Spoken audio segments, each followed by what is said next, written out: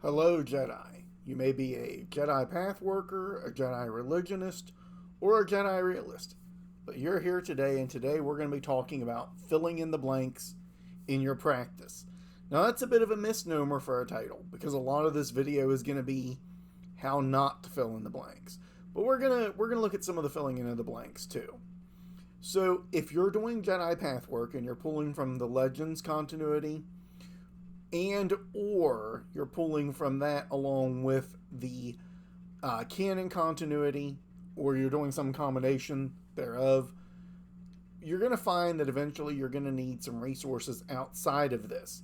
Now, some of those resources you may find in parts of what is generally called the Jedi community. Might be better to call it the Jedi communities because, not everyone shares members, it seems, and that's fine.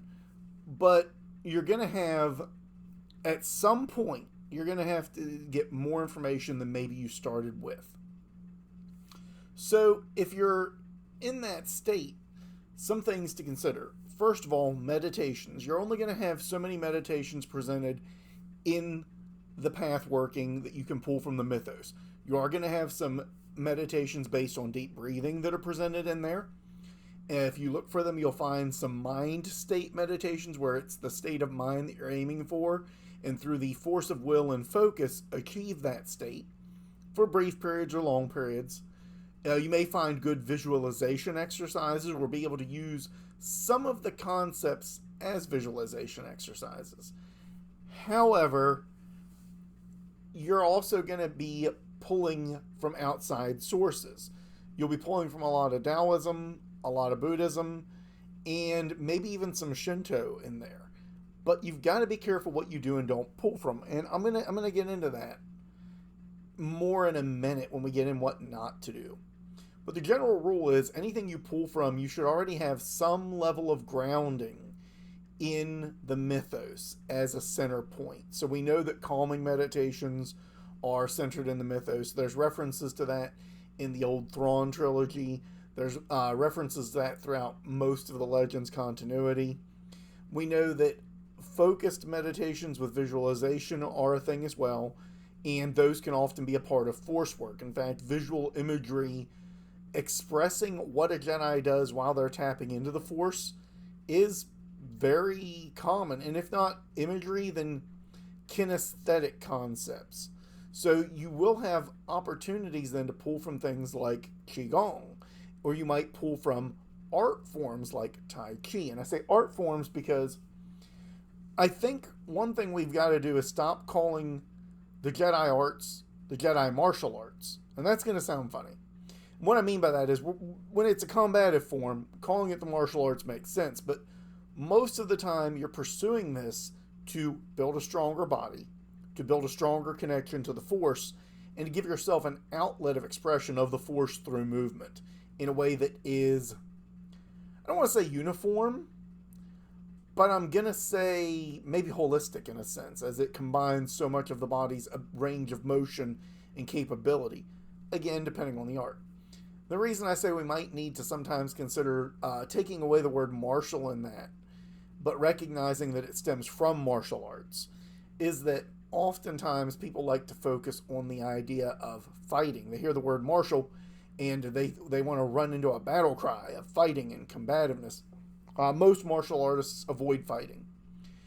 It's thanks to mixed martial arts, all martial arts has now gotten a bad name of a bunch of thugs who kick each other really hard and punch each other until eventually one takes the other to the ground, and they continue to scrap wildly as their best weapons are padded, and they have limits on how they can use their other best weapons, and options of ending something quickly.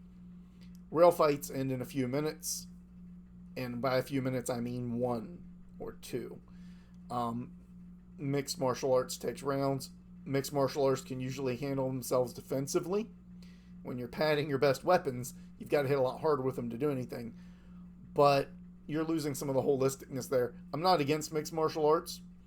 I'm saying you want to look for a holistic understanding. You want to look for a connection to the Force in the art that you follow or that you work with.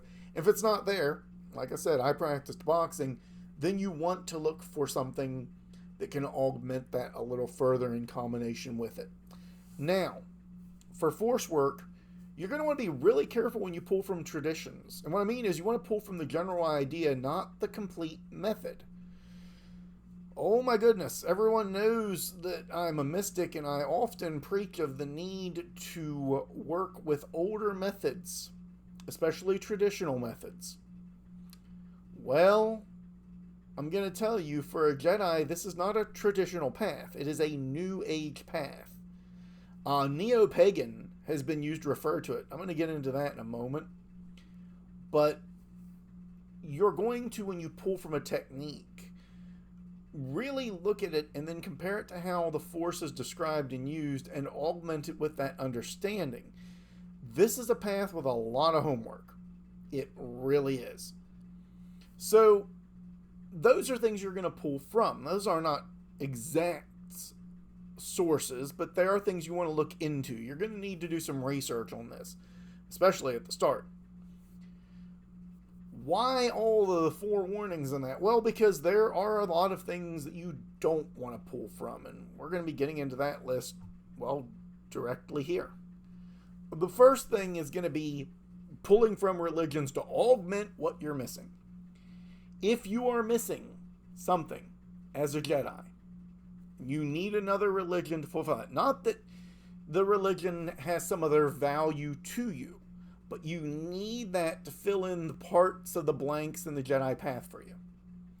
Then something in the Jedi Path is either oppositional to what you really want to be and do, so you might want to consider just not being a Jedi, be a good idea at that point, or something in it is something you haven't done enough research on, you haven't learned enough on to really implement or understand, or you haven't given yourself enough time to adapt to being a Jedi.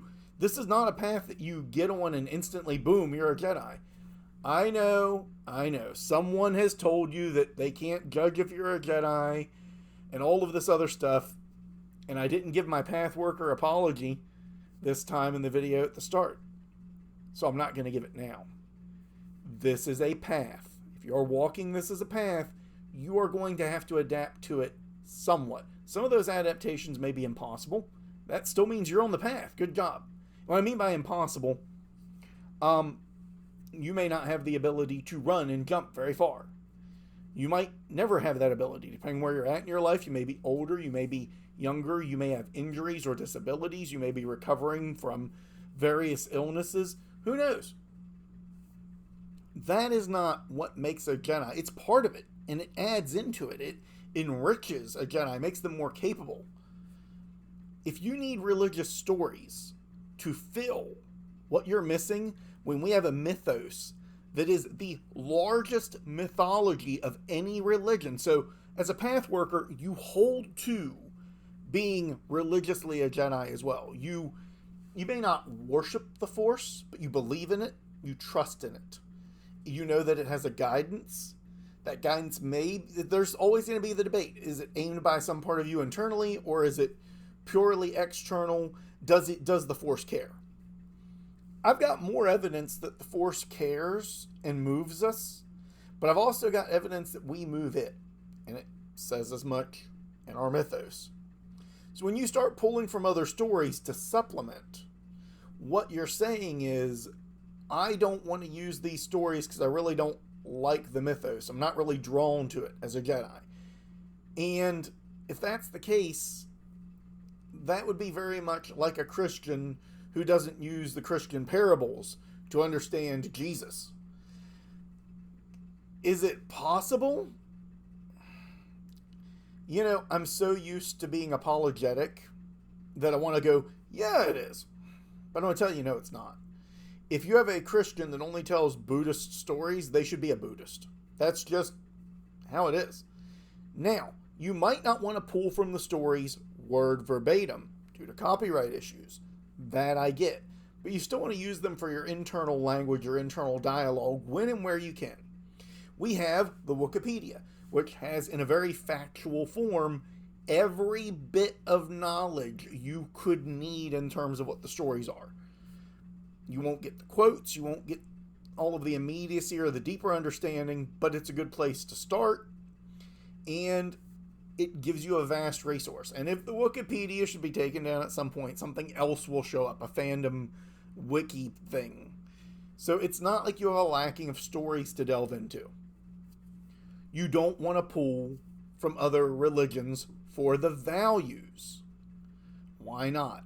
If the values of a Jedi are so incomplete to you that it does not fulfill you as a Jedi to follow those values, you need to add tenets or commandments or ideals or ideologies or mitzvahs in order to complete the part of you that is Jedi, acting as a Jedi, being a Jedi. Then are you really wanting to be a Jedi? If you've got to mix that into it. Now, you'll note I'm creating a division here. Now, this is where we get into, can you be this other thing? Yes, you can, but to be a Jedi, since it's a path, you have to be a Jedi first. So, as a real good example, I'm going to pull from Christianity. Everyone's going to think I hate Christianity. Technically, I'm pulling from Judaism too. So, that's great. I would pull from the Norse on this, but the Norse don't have any commandments, and I was going to say we don't, but that's because I'm Norse as well as Jedi. And I'll get into that in a moment to help explain my own seeming hypocrisy in this. 10 Commandments, honor thy mother and father, give them respect. Well, that might not be possible if they're terrible, hurtful people. And as a Jedi, you may have to stand up against your mother or father one day. You may have to be the person that says no to what they're doing. You have a code of honor that goes towards justice and freedom that has to do with being a guardian. It would be very difficult to follow both. So you are either a Jedi first or not at all. Now, that's in pathworking. In Christianity, depending on who you ask, you may be able to ask for forgiveness. You may have to do good works. That goes into Judaism with those 10 commandments. They have a lot more commandments than the Christians do. Sort of, technically. I'm not going to get into that. That's its own bag of cats. But ultimately, no matter how you look at this, you're at a point of, I guess the words I want to look for in that are having so many things of conflict they don't integrate. Before I go any further, and I don't even have this in my notes, you'll see me check over my notes like that once in a while. I don't even have this in my notes, but for being Norse, and for me, Norse is a calling to those gods. It's an understanding of aspects of the culture and tradition that I respect, but not all of it. I can't be a berserker and be a Jedi. I can't be a Viking and be a Jedi. A Viking is a type of raider, being super combat oriented to the point where all that fills my life with purpose is fighting and killing and stealing and raping and pillaging and plundering and such. None of that fits into the Jedi path. I cannot be a Viking and be a Jedi. If I am a Viking and I'm a Jedi at the same time, then at some point I stop being a good Viking to be a Jedi at all. This is going to be hard for a lot of people to swallow. This is bitter medicine. It's medicine I had to swallow years ago. And it's medicine that caused me to take journeys to look into these other parts of myself and see how much the pull was there. And yeah, I have a strong pull to the gods. I have a stronger pull to the Force. And what I mean by that is I recognize the Force as a universal, greater essence. And if gods exist, and I believe they do, they exist within that greater essence just as you and I do. I would no more consider working with the gods on a personal level, not as part of my path direct, not as something I would teach as part of my path, to be the same way as working with a construction worker, helping a police officer in need, helping a firefighter find an entrance. It's a matter of alliance at that point. If you see your religion that you had before becoming Jedi as a religion as well, because you have to be part of the religion to be a path worker, you actually have to be stricter in the religion in some ways than even the Jedi religionists. If you see those other things as kind of a cultural connection, then you're walking the path, you're working the path. You're a path worker. If you see them as something that you do as a part of honoring your past, that's acceptable so long as it doesn't get in the way of being a Jedi. And so long as you don't confuse the two in here and in here. You'll see I wear a fair number of Norse-themed shirts. You might not have noticed that I've stopped wearing the Mjolnir. And that was for me because I've already got more than enough of a connection to Thor. And I'd rather give it a place of honor on my altar, which, as you can see, that got changed around a little bit. You can see those altars have shifted. After the last videos, I felt it was necessary to regroup. So why does Qigong get a pass? You know, is it just because, you know, I'm what's the word? Culturally appropriating it? Qigong is such a loose term and applies to so many art forms, many of which are invented, reinvented, redesigned, and recreated, even by the people that come from the country of origin, which is China, that it no longer has a solid definition. Tai Chi and other martial arts are martial forms, and you will never have enough in the mythology to teach a martial art. You just don't. So these things start to get a pass there. Some of the meditations, if you work on them with an understanding of the Force, do get a pass. That means slight modifications. But some things don't get a pass at all. Divination methods using tools. This doesn't mean you can't do this. It's not what you practice as a Jedi. As a Jedi, you must hone and fine-tune your connection to the Force to get a sense of things when you look forward. That's part of your training. Using an augment is fine. If you do that for fun, as a hobby, as part of a job, as a secondary characteristic to being a Jedi, that's fine. If you must rely on it and have pigeonholed yourself into that, then you should start training to gain some sense of the future without the tools. Now, it may never be as clear as pulling cards or runes, but there should still be something there, if you're doing that at all. If you have another religion that says you shouldn't be able to do that, again, now you're in conflict. Are you a Jedi and you're focusing on your senses and understanding of the Force and how it flows both through the physical and the temporal? Or are you this other thing that says you can't do that? So again, any religion that tells you you cannot do part of what it means to be a Jedi, you are no longer a Jedi. You're not a Jedi Path Walker or Path Worker. You may still be a religionist by someone's definition, or almost certainly you'll be a Jedi Realist. But that's not the high bar that we're setting with these videos to get you started in looking at what it takes to do this. Very focused practice methods like chakra work, prayers, mantras, these are all substitutes for a stronger Force connection. Can you use them? Yes. Can you use them initially where you're having difficulty, or modify them to be more comprehensive to the Force or connected to the mythology? Well, yes, certainly. We do that with the code, what people like to think of as the code. The code of the Force is ultimately a mantra in action, in motion. And you can treat it as a mantra. You can sit in the postures from mantra work that are helpful to that. You are now modifying this to be more Jedi-like. Can you pray to the Force? Can you? I mean, yeah, you can. Should you?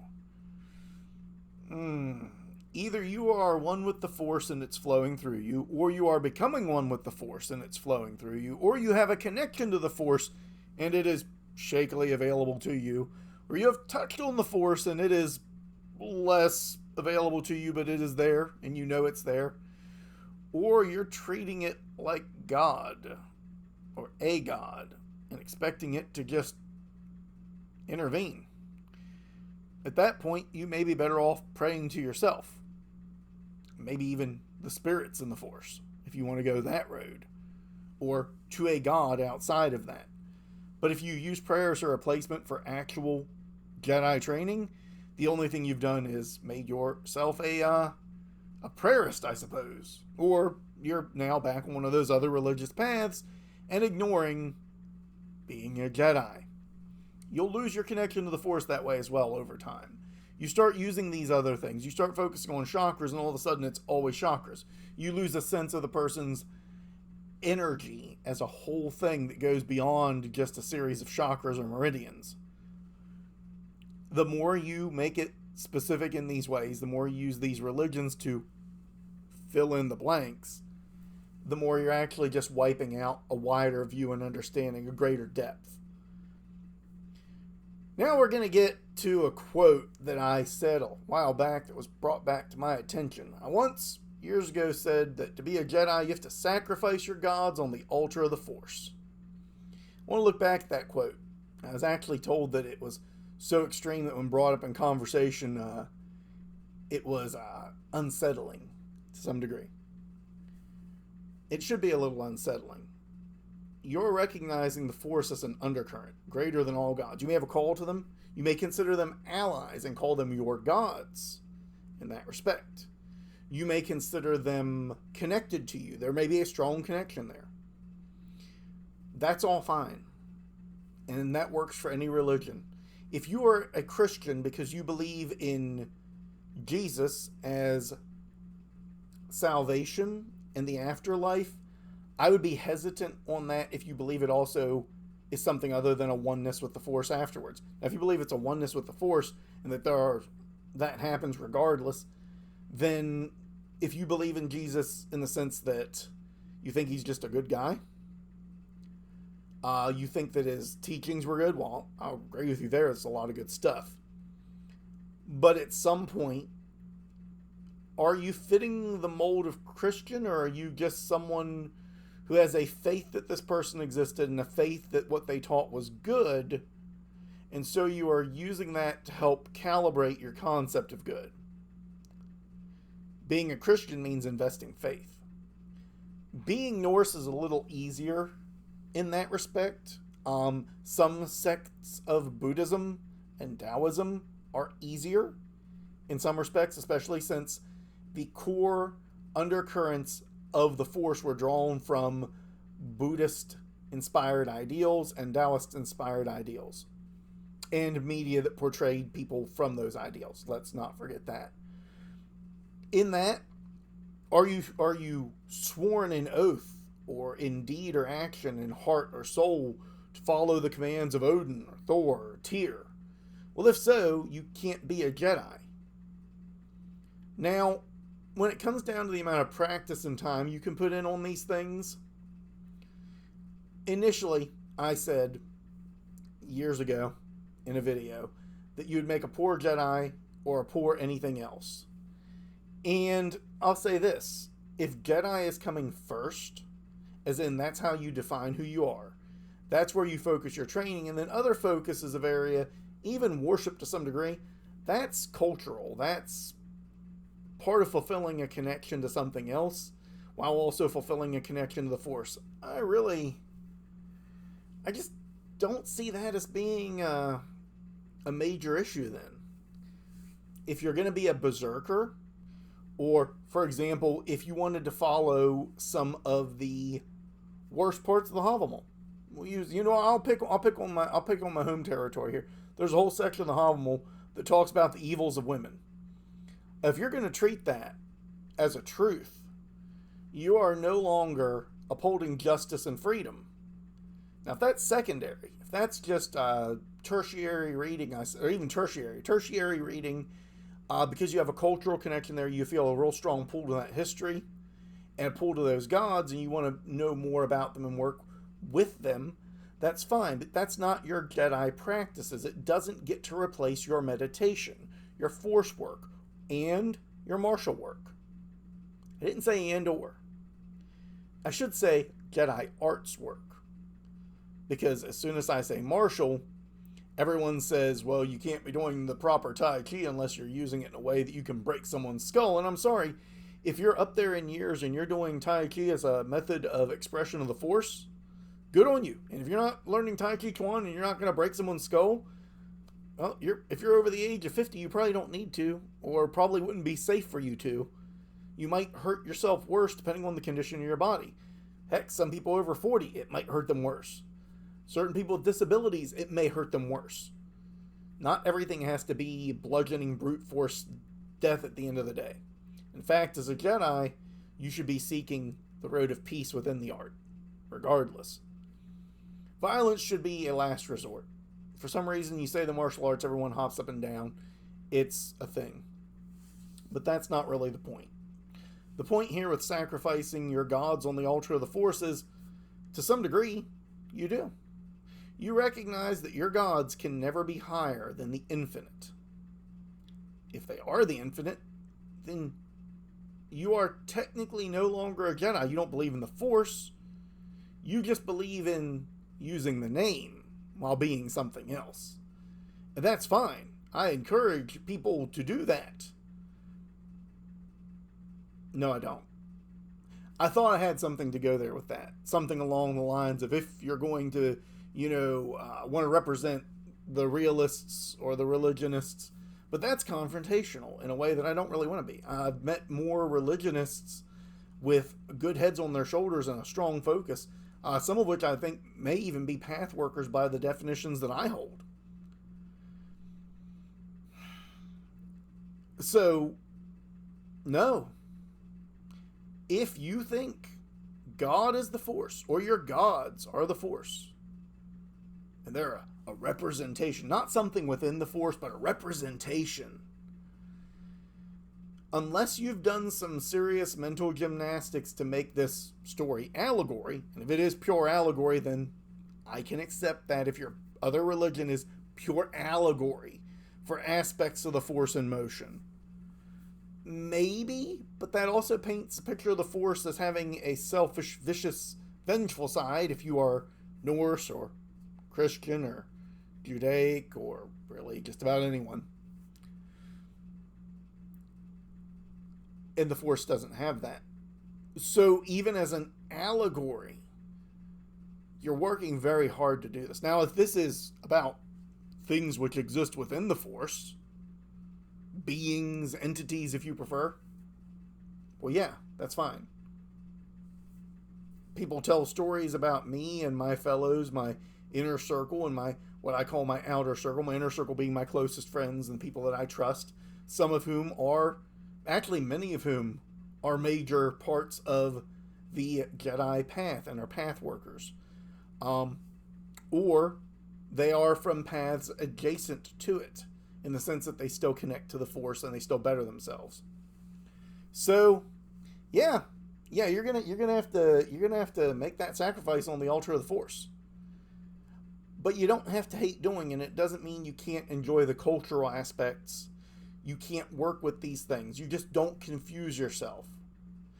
And honestly, I had to go through a period where I had to create a harsh division and then still see where they were separate so that I could stop confusing myself. So it's easy to do. Even someone who's been doing this as long as I have, even with the hiccups that I've had and the missteps. Now, I'm going to say this. Someone's at some point is going to want to call me out, so I'll get it out here in the video. If you've left being a Jedi a number of times, yeah, it only sticks for about a month before I start clawing my way back. The closest I've gotten to actually leaving since I've started this path is saying it and then still practicing, or forcefully trying to be anything else but Jedi and failing so drastically that we're here today having this video so that you can gain something, an insight to Jedi Path work, or maybe a little bit of an idea of what I'm doing with it right now. I hope that this has given you some foundation and some basis for growing as a Jedi, becoming better, giving you an idea of where to start looking next.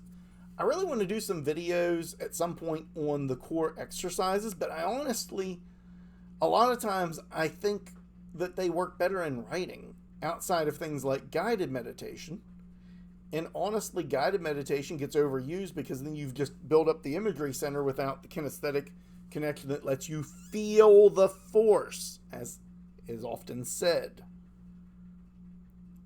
So what comes next in the videos, I don't know, but it will be addressing topics of how to be a Jedi Pathworker and how to better yourself. I've got some time to think on that. It could be several weeks before the next video, or it could be several days. But hang in there. There's more to come. With that, I want to thank you for joining me. Went a little bit further onto some topics that I really wasn't planning to cover directly in this, but I think they were necessary. And ultimately, I think you've gotten a more well-rounded view of what I mean when I say Jedi Path work and what you can do to be a Jedi Path worker. If you feel that calling, start getting to it. And if you don't, well, that's okay too. You can be something else and still be there working with Jedi Path workers and learning from them. But when you do that, that'll be between you and whatever you believe in as to whether or not you are truly a Jedi, or if you're just taking the name to put a coat of paint on something, maybe to fill in the blanks on some things you didn't like there. I'll leave you with that thought, and as always, may the Force guide and protect you.